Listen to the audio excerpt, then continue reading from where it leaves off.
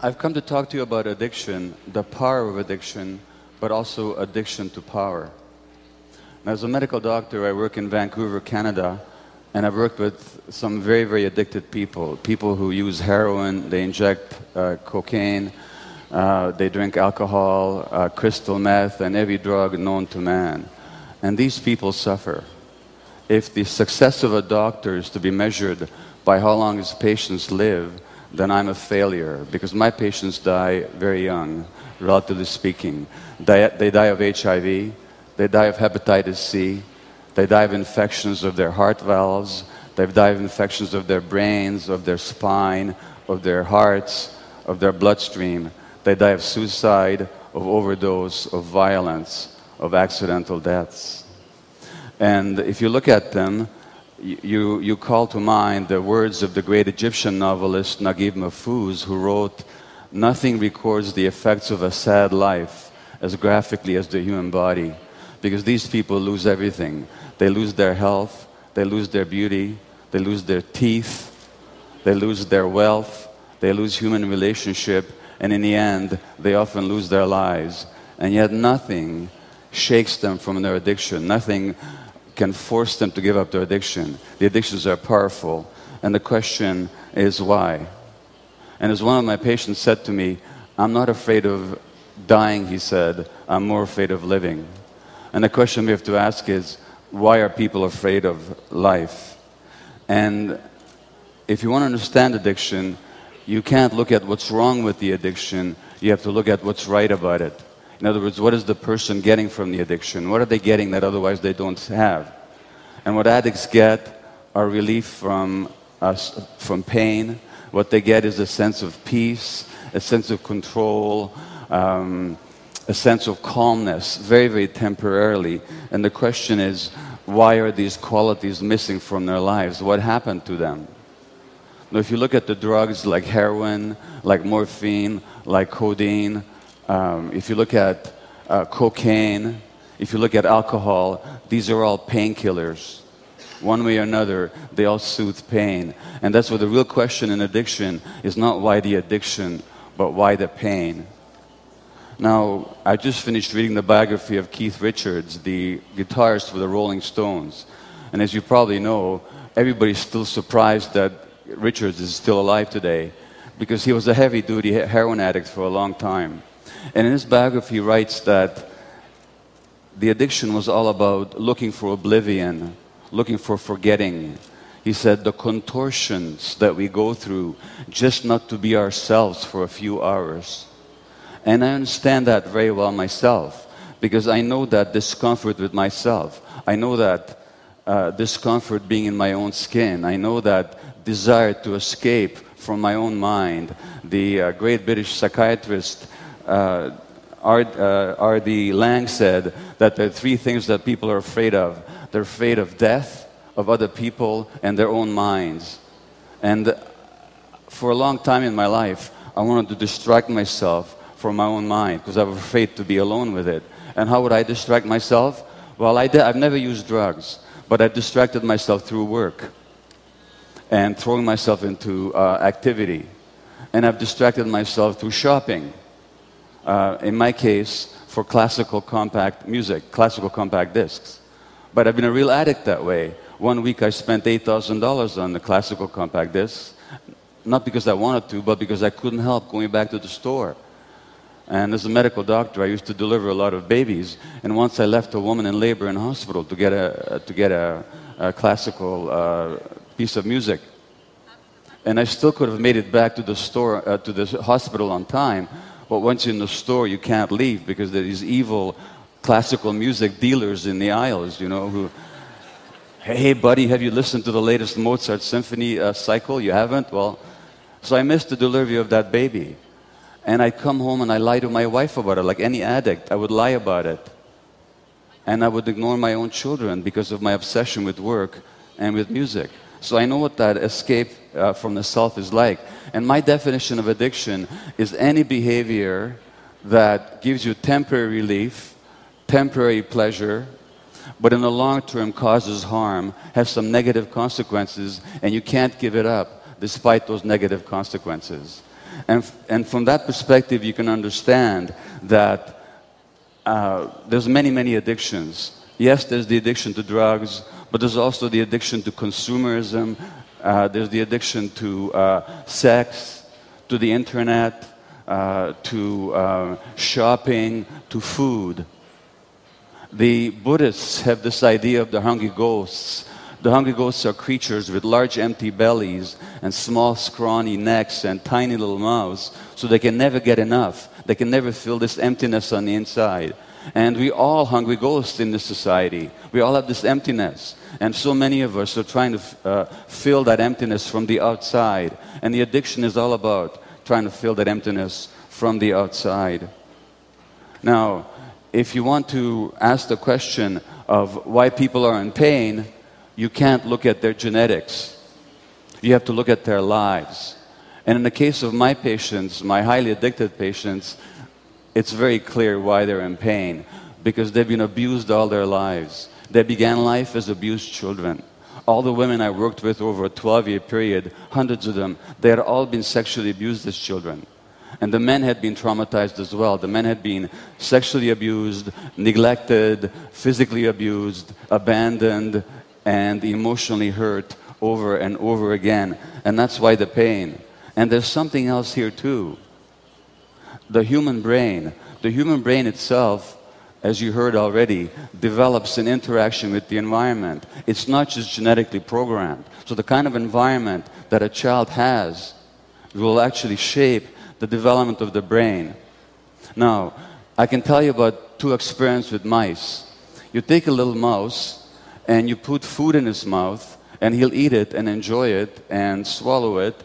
But if you put the food down a few inches away from his nose, he will not move to eat it. He will actually starve to death rather than eat. Why? Because genetically, they knocked out the receptors for a chemical in the brain called dopamine. Dopamine is the incentive motivation chemical. Dopamine flows whenever we're motivated, excited, vital, vibrant, curious about something, when we're seeking food or a sexual partner. Without the dopamine, we have no motivation. Now, what do you think the addict gets? When the addict shoots cocaine, when the addict shoots crystal meth, or almost any drug, they get a hit of dopamine in their brain. And the question is, what happened to their brains in the first place? Because it's a myth that drugs are addictive. Drugs are not by themselves addictive, because most people who try most drugs never become addicted. So the question is, why are some people vulnerable to be addicted? Just like food is not addictive, but to some people it is. Shopping is not addictive, but to some people it is. Television is not addictive, but to some people it is. So the question is, why the susceptibility?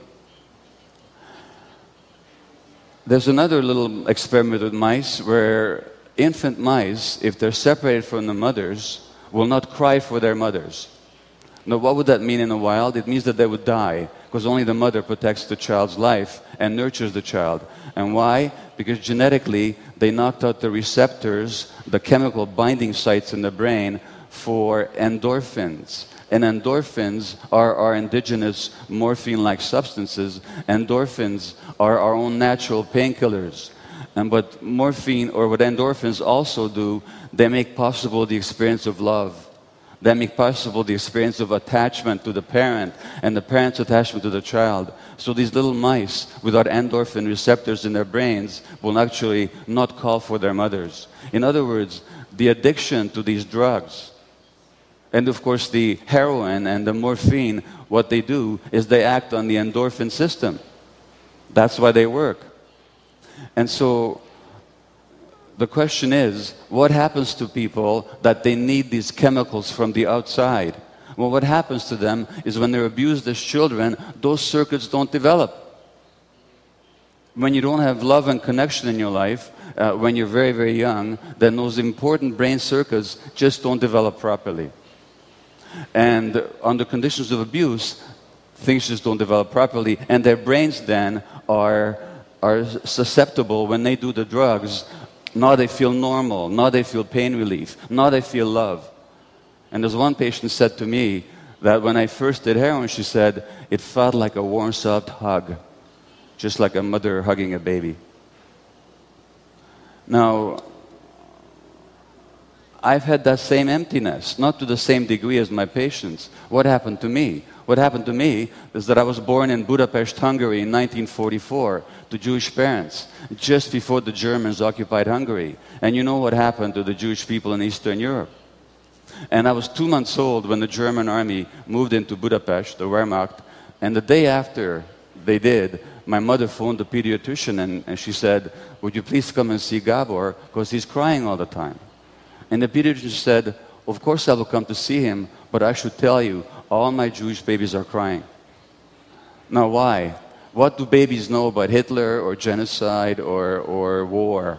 Nothing. What we're picking up on is the stresses and the terrors and the depression of our mothers. And that actually shapes the child's brain. That actually shapes the child's brain. And of course, what happens then is I get the message that the world doesn't want me. Because if my mother's not happy around me, she must not want me. Why do I become a workaholic later? Because if they don't want me, at least they're going to need me. Now I'll be an important doctor, and they're going to need me. And that way I can make up for the feeling of not being wanted in the first place. And what does that mean? It means that I'm working all the time, and when I'm not working, I'm consumed by buying music. What message do my kids get? My kids get the same message, that they're not wanted. And this is how we pass it on. We pass on the trauma, and we pass on the suffering unconsciously for one generation to the next. So obviously, there are many, many ways to fill this emptiness. And for each person, there's a different way of feeling the emptiness. But the emptiness always goes back to what we didn't get when we were very small. What we didn't get when we were very small. And then we look at the drug addict, and we say to the drug addict, how can you possibly do this to yourself? How can you possibly inject this terrible substance into your body that may kill you? But look at what we're doing to the earth. We're injecting all kinds of things into the atmosphere and the oceans and the environment that is killing us, that's killing the earth. Now, which addiction is greater? The addiction to oil or to consumerism? Which causes the greater harm? And yet we judge the drug addict because we actually see that they're just like us, and we don't like that. So we say, you're different from us, you're worse than we are.